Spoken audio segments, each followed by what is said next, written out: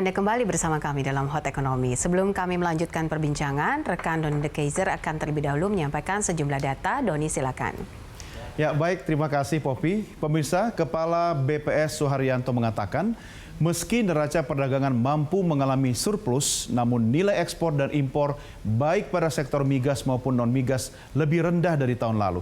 Hal itu diketahui merupakan dampak dari wabah COVID-19 yang melemahkan perdagangan dunia.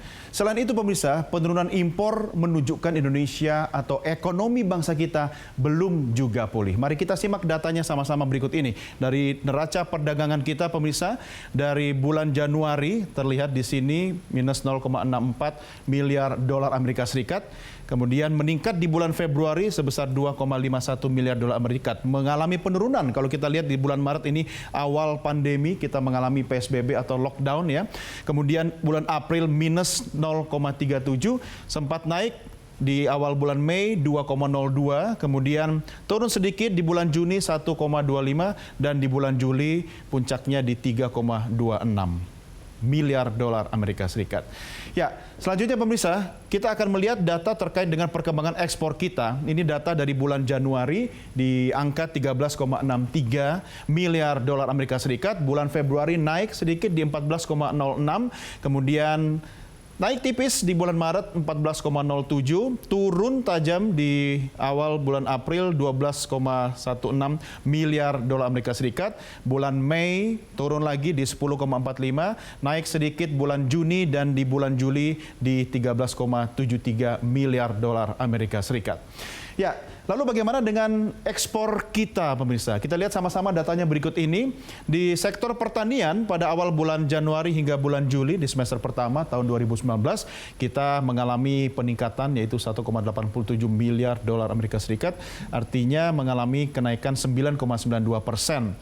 Kemudian di sektor migas sendiri dari bulan Januari hingga Juli 2019 ini mengalami penurunan di tepatnya 4,33%.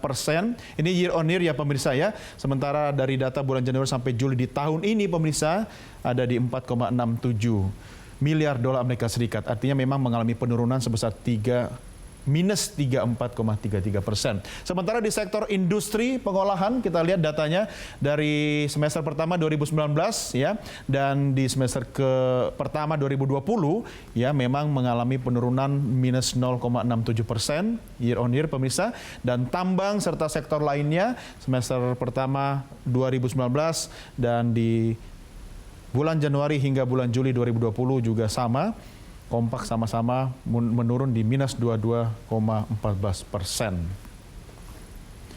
Ya, sementara kalau kita lihat data ekspor non-migas terbesar kita dari sektor bahan bakar mineral, pemirsa, dari sepanjang bulan Januari hingga bulan Juli 2020 memang di angka 10,63 miliar US dollar. Dan lemak dan minyak hewan atau nabati itu ada di 10,62 miliar US dollar. Sementara untuk ekspor non-migas menyumbang 94,81% dari total ekspor bulan Januari hingga bulan Juli tahun 2020. Nah, kita lihat berikutnya sekarang terkait dengan ekspor non-migas kita, pemirsa.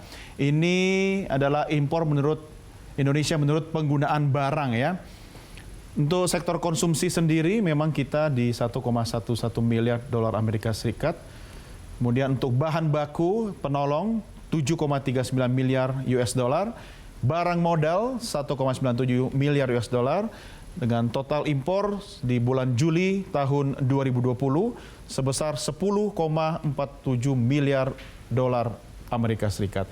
Ini semua data kami himpun dari Badan Pusat Statistik. Ya pemirsa, itulah data-data yang bisa saya sampaikan dan kita akan lanjut mengikuti dialog bersama rekan saya, Poppy Zedra. Poppy silakan. Baik, terima kasih Doni. Pemirsa, kami lanjutkan Hot Economy usai jeda berikut ini.